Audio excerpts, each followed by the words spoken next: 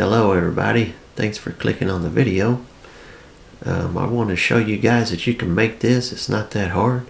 This is made out of 100% cedar. The subframe is pressure treated 2x4s, and you guys can do this, and I'm going to show you how to do it. And here we go, let's jump in.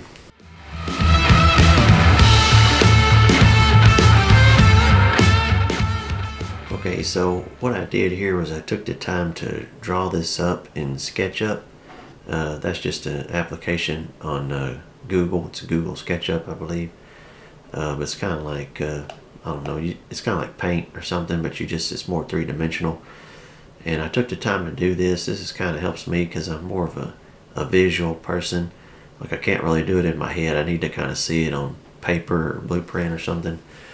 But this will kind of help give you an idea of like how much material you're going to need. You can kind of use this to calculate because it'll show you the length and width of all these boards, and you can just add them up and see, you know, okay, I'm gonna need to buy this many boards and everything. But it's pretty useful. Also, it'll kind of let me kind of see like the layout, like, you know, what I did was I drew it up first in here and I said, okay, yeah, I like the way this looks. So that's what happened was I went with that look, and I said, okay, this looks good, the way this comes around here and the way these curves go over there, that's what I'm wanting to do. So that's why I did this. But also it kind of helps me figure out the construction steps and the format and how we're gonna, the assembly, you know, the steps of an assembly. And so what I realized here is that instead of putting anchors all under this, like I'm going to have anchors underneath this to help hold up the subframe here going across this way, and right there you can kind of see where I got the line drawn. Instead of doing that on this side and trying to figure out how to do it up under the step and everything and doing two sets, I just figured I'll construct this whole bottom step first, completely construct it, and then I'll have something to set the upper main deck on top of, on this little half right here. This little curved portion will set right on top of it. So that kind of helped me figure that out as I'm drawing this up. And you know, so that's why I did this, and that's what we're going to be doing here. We're going to be doing it in that order. So again, we're going to assemble as much as we can up here on the subframe, and then when we get to this curved section right here, we're going to kind of wait and hold off and build this whole bottom section here. And then we'll finish the subframe on the top where this curve's at, and then we'll finish the whole decking on top. That's what we're going to do. Okay, so here it is with the top decking and everything in place, and this is what we're going for. This is what we want to do, so let's get ready and let's jump in. Okay, so the first thing we're going to do here is we're going to start leveling our ground out. We're going to start getting it level as we can, kind of packing it in with the tamper. And we're going to try to get about the right height that we need. Roughly, it can be a little bit under because we're going to raise it up with the concrete anchors if we have to get it just perfect. But yeah, we want about the rough height that's going to be with the combined decking and the subframe. Okay, now the first thing we're going to be doing here on the framing is we're going to be attaching the perimeter boards, the boards that go around the edges. So first thing we need to do here is start attaching it to the wall right here, as you can see me doing in the picture. And this board is also kind of called a ledger, I believe. And what I'm doing here is I'm just drilling out the holes where they go, hammering in the bolts, and then screwing them down tight into place. So I'm going to go around as much as I can doing that, and then I'll start filling in these middle boards here that go across the middle.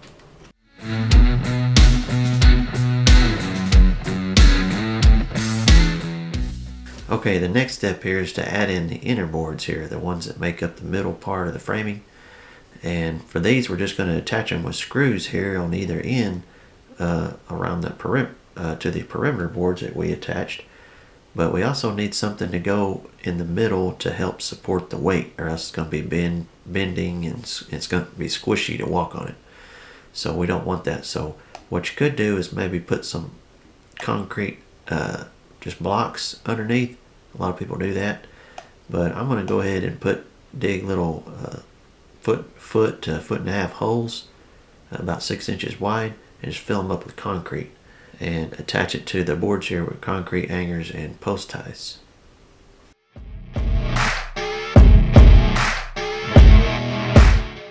Okay, at this point I'm going to have to kind of stop framing the top part right here. You can see I've got most of this back here framed, but got a few boards here run. But I'm going to have to stop the rest of this where it overlaps this bottom step, because I need to go ahead and finish this bottom step like I was saying earlier. Finish framing it out and go ahead and actually putting the whole decking and top boards on it and everything, part you're going to walk on. Then once that's done, then I can basically lay the rest of the framing boards on top and use that bottom part like as a support. And then I can finish framing the top part and then finish the rest of it out. So that's what you see me doing here. Okay, what I did here was these pieces right here, these framing pieces, they were sticking out here. It doesn't show it here on the picture, but these pieces were sticking out like this, you know, further out like this, and I had to cut them and get the shape. So what I did was you see this piece right here, this is a long thin strip right here that I cut. It's just a thin strip of wood. It's real flexible and it's long, so it'll bend and manipulate into the shape that I need. So if you look right here, you can see a nail nailed into this board here, and then it's got the wood is just resting up against it right there. And then I did the same thing back here. And so then what that allowed me to do is bend this into an S-curve. Well, I did the same thing on this down here. Actually, I did this one first. I put a nail here, a couple nails in here, like right here, and then a couple of nails like right here, and then maybe a nail like right over here somewhere. And then I bent this piece here was down here, and I bent it until I was satisfied with the shape. I said, okay, it looks about good. It's in about the right spot. And once that was on there, then I marked the board right on the top of these boards right here. Everywhere on the top of the board, I put a mark on it at the angle that the little thin strip was running right here. So then I cut it on that angle. Okay, so then that gave me the shape of this lower sort of half moon shape.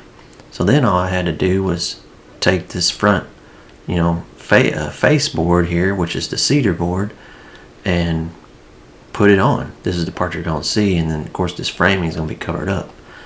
So how I did that was if you look right in here, this part right here, you'll see some little slits right there. That's what those are. Those are cuts in the board from the saw blade, and they're only about 1/8 of an inch thick.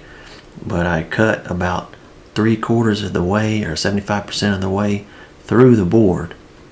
So when I didn't cut all the way through, obviously, because I want to have a nice clean, facing on this outside face. I don't want to see no marks or nothing. So, but that gave me a really thin piece of wood that was left when that thin piece of wood was able to bend. And so that's what I did. I just went down this whole thing and cut slits into it. And then I was able to just basically, you see the clamp right here, clamp over here. I was basically able just to clamp it right onto place and screw it. And now when I screwed it, I didn't want to see any marks again on the front, so I screwed it from the back side right here in on all these. So that's how I attached it, and that was good enough, to hold it, and it's pretty solid. But also, when you put the top pieces, the decking part you're going to walk on top of here, it'll tie into it as well and help firm it all up. Now, real quick, one thing I should have did, if you look on this again and these other ones, you'll kind of see that they're, not spaced perfectly symmetrical, and I should have did that.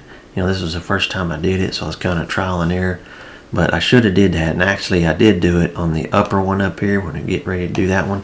I did do it on that one, and it just helps you if each one of these had been spaced perfectly, like every 3 to 4 inches. It just helps you to get a more uniform bend across here, and there's no like like say it bends real good and then it might go straight and then bend and then go straight or something. It's kind of an exaggeration, but that you get the idea. It just makes more symmetrical, uniform, clean bend as it's coming around these corners right here. If you have slits spaced exactly, like measure it out and then just cut them right on the line, like every 3 or 4 inches. Just makes a much nicer bend if you're doing it. And then you have to go slow because you'll still hear some creaking and cracking. And you just have to make sure you have enough slits in it so that for the degree or the angle of the curve you're trying to make, however tight it is, you have to make sure you have enough slits so that you're not putting too much stress on this outer facing of wood right here. So here's another look at those. Here's another look at it, and you can kind of see how far those cuts go through that board. Like about 3/4 of the way, like I said, 75% or whatever. Like mostly through it.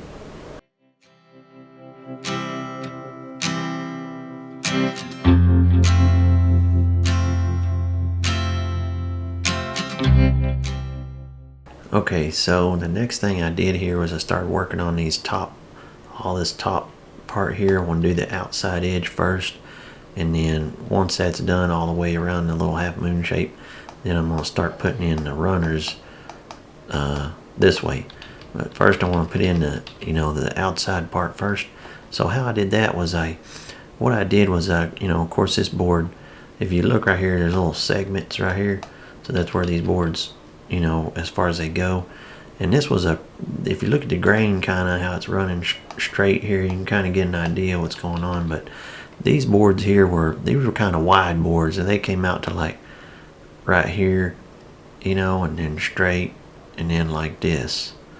I'm just kind of doing it kind of weird, but this was like a 2x12. It was a pretty wide board. That may be kind of an exaggeration there, but what I did was I laid the board looking like this down on the curve that I have already underneath there, and then I took a pencil and marked the underside where it hangs off. I made sure it was hanging off, on both of the corners here, and then of course over here too, and made sure that it was whatever was left was going to still have about 5 inches left on the opposite end, because that's about the board the width that I wanted, which is about the width of my my 2x6s. They're like 5.5 inches, I believe, or 5 5/8 or something.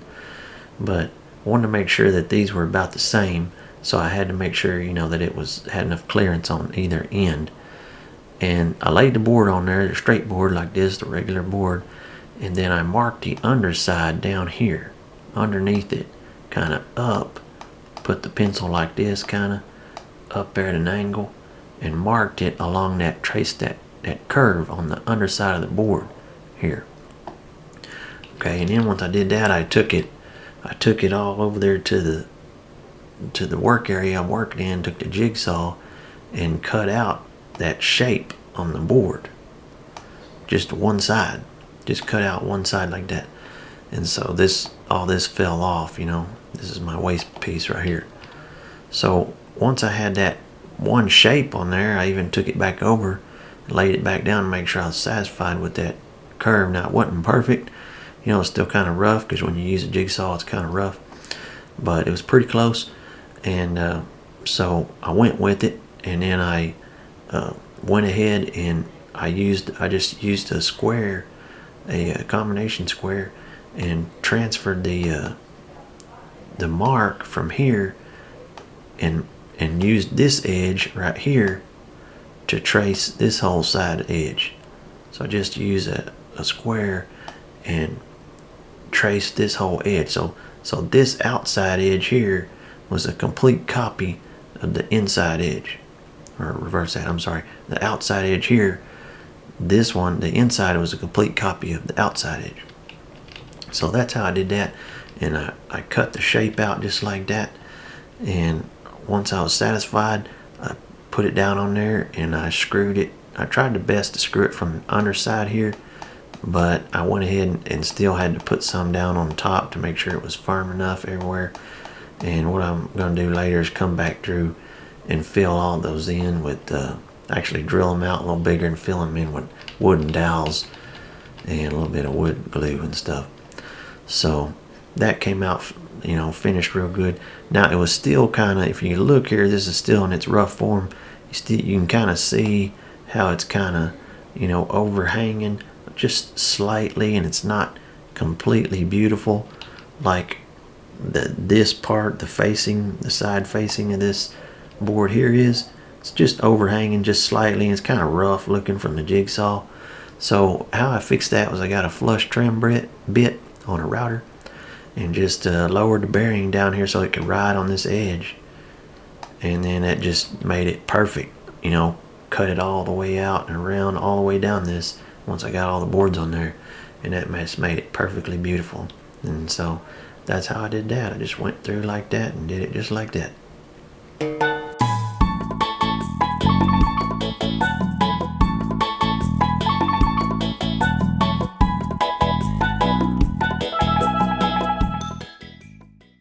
Okay, so here I am just kind of over there working right next to it, just kind of continuing with that same method. I'm just tracing the underside of the board and cutting it, and there you can see I'm just laying them in, and I just keep doing that, tracing both ends, cutting them, and laying them in. You know, one side's mostly straight, and then the other side's kind of curved. You know, so I just kind of use a jigsaw if I can't get it with the circular saw, and then just kind of keep doing that all the way down it at that angle.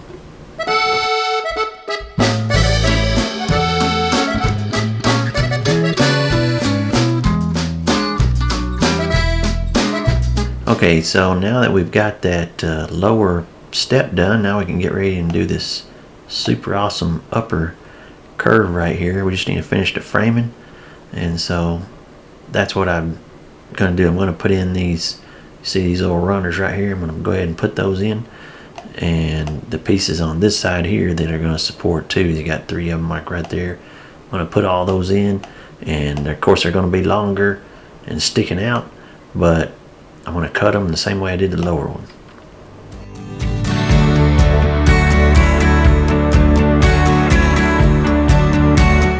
Okay, so now you can start to see what this thing's going to look like, and it's just looking great. And if you look here, you can see that, you know, I've got these a lot more symmetrical here, probably evenly spaced, and just look how clean this curve looks coming around here. Like when you're walking right through here and you happen to look down at it like this, it just looks pretty awesome. I mean, it just completes this look. And you know, if people didn't think you knew what you were doing before, now they do. And if you look, you know, you kind of look in there, you can see I've got them evenly spaced, you know, and it just made a really nice curve. And so if you look here, you can also see, you know, where I back screwed it. I made sure my screws didn't poke all the way through, and that way it looks nice and clean. Extra thing I did was I went ahead and put in, you can see I put in a lot more blocking in through here to make sure that I have enough support for my boards that are going to run. And you may notice I've got blocking that goes all the way down here, and it's exactly about 7 inches, I believe, off of the edge, the wall right here, on all the way around. I got more right here. See where it's evenly spaced, and then if you look real careful, you can see I got an extra board there, and then the one back. So it's another board that's about 7 inches away, and then I got one here too, about 7 inches away from there. That's just gonna help support the runners. Once the framing boards go down, the framing runners go down around this whole thing like this, then I'm going to put the interior ones in that are going to run this way, kind of at an angle like this. They'll have somewhere to rest on right here, because this is all Otherwise the board would just end right here, as you're coming this way, and it wouldn't have nothing to sit on. So that's what these are. And I'm actually further down, I'm going to put some little pieces blocking in here to help support on this end when the boards come down this way like this. So that's kind of what's going on here. And as you can see, man, this thing's starting to come into focus. Also, I don't know if you saw this earlier, but I just backfilled a lot of the stuff with some rock that I had. I had a bunch of aggregate, and it was just kind of mixed in with my dirt, and I just kind of put it in there in the middle just to kind of help if there is water, like we're spraying off the porch or something. There's a bunch of water that gets up under there. That always should help from too much erosion. I also, if you can see through there, I got a little bit of concrete right there. That was just extra concrete that I had in the wheelbarrow. I put it on that little embankment where it drops down, just to kind of help shore that up and hold that into place. So that's it.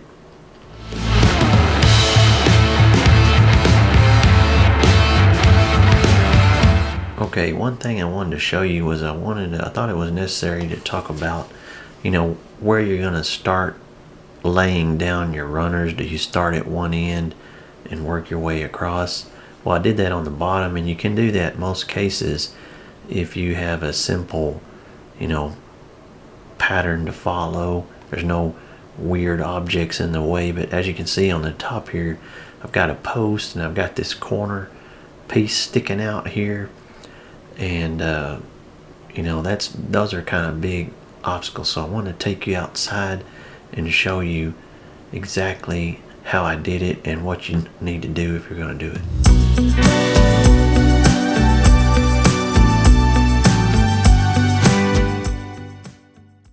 Okay, so as you can see, this is slightly different than the drawing because this post and this corner here are a little bit closer than what it showed in the drawing.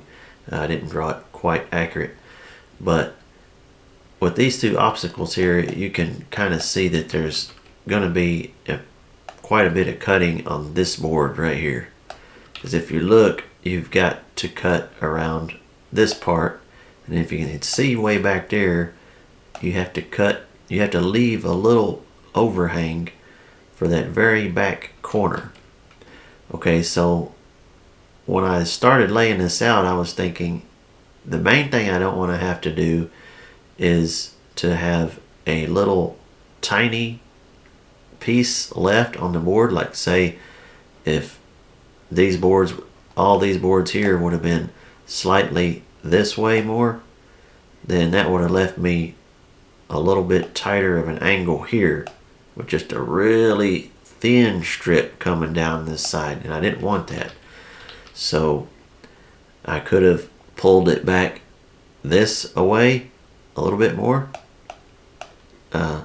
maybe, but then that would have made it to where this board right here that I've got my cursor on is moved this way more, and then this piece here at the very end there, this where the boards meet, would have came right here on the corner of that, which would have left me one little piece, tiny piece there to put in, because this board here would have been over more that way, would have been right up against the edge. So then I would have had a little tiny piece right here, just like, the size of, I don't know, like a quarter or so to put in there.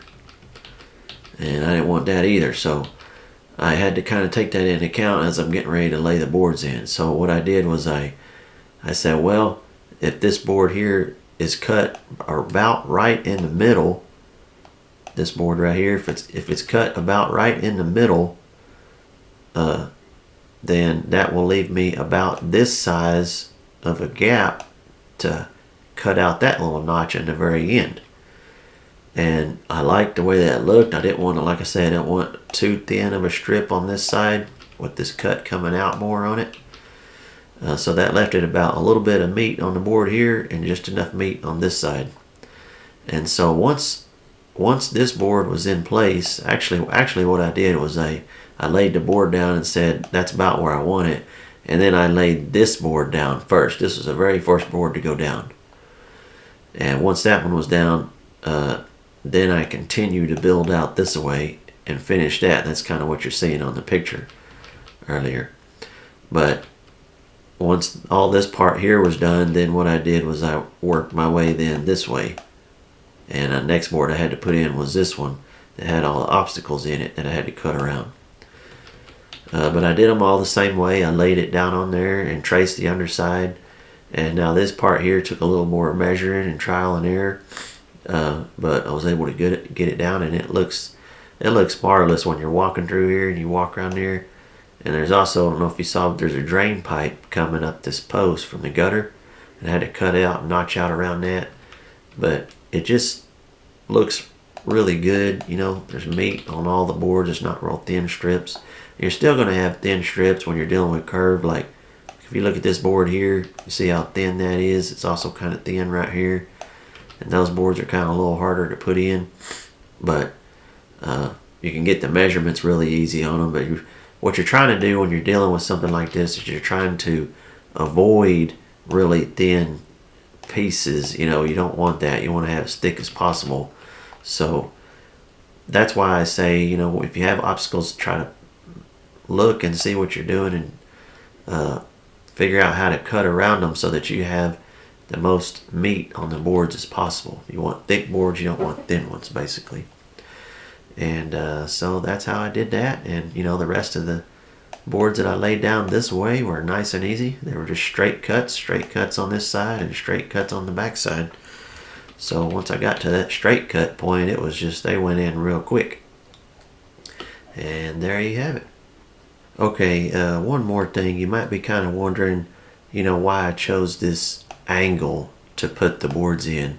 You know, you might think, why didn't I put the boards in at an angle like this maybe, and calculate it out like that, and have all the boards coming across here at this angle, instead of, you know, you see the way they're in here. And I chose this degree or whatever of angle to put them in purposely, because these boards weren't very cheap. These are cedar 2x4s, and they were actually 2x6s, and they were, I think they were close to, I want to say they were close to $25-30 each, and I think they're even more than that now. I think they're close to like 40, but they're not cheap.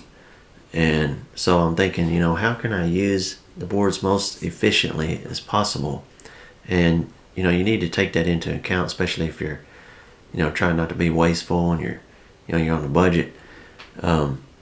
So like if I would have put the boards in at this, you know, angle, laying across this way, well, they would have been a lot shorter. It would have been shorter pieces, and then I would have had, like, you know, what I'm saying is, like, the board's like this long. Well, I would have made a, like, comes down here or whatever. Like, well, I would have made a cut here at that angle, and then a cut here at the back angle, kind of like this. So then all this would have been, you know, a cutoff piece if they went down at that angle. Well, then I have a cutoff piece that's, you know, 3 feet long or whatever, and I can't use this board then anywhere else except for maybe on this little area right here, and maybe on the other side. It just depends on, you know, so I'm going to have all these boards that go in that have these 3 or 4 foot cutoffs that I can't use.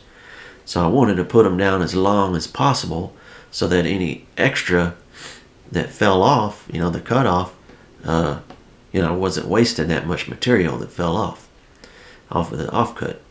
So that's why I chose this angle. It seemed to me when I was calculating that if I put them in at this angle, at this degree or whatever, from the way this whole deck is laid out, then I could put the longest boards in as possible. Because if you look here, it goes from way over here and it goes way back here to the opposite end. The only other way I could have put it in a little bit longer is if I would have went this way, because this is probably a little bit longer than that, but the boards weren't quite long enough. I think the boards were 12 foot or something like that, and this is like 14 foot, so they wouldn't have made it that way. So anyway, when you're doing it, you might just want to kind of take that into consideration, like, lay it out how you're going to have the least amount of waste as possible, so that you get out on a cheaper budget. You don't waste material. Okay, everybody, that's it. I hope you enjoyed this video. I know it was kind of hard to follow a little bit. I'm going to be making another video. I may already have it up if you're watching this video later in time, but it's going to show a lot of this process a little more in depth. So I'm going to make another deck on the other side of my pool, but I'm going to do it in much the same way. So I'll have more video clips, and this was a project I just had where I had a lot of pictures, so I went back over trying to show the process. But I'll have a little bit more video content. I want to make it again. I'll show you a lot how I did this more step by step if the video is up at the time when you're watching it. So anyway, thank you guys so much for watching this.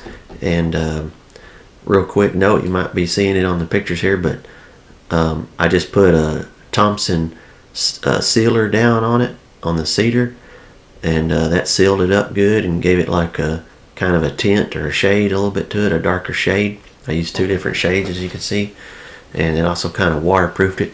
And I believe if you're doing it on decks, then you only, you kind of have to update it like every 3 years, just put a new coat down.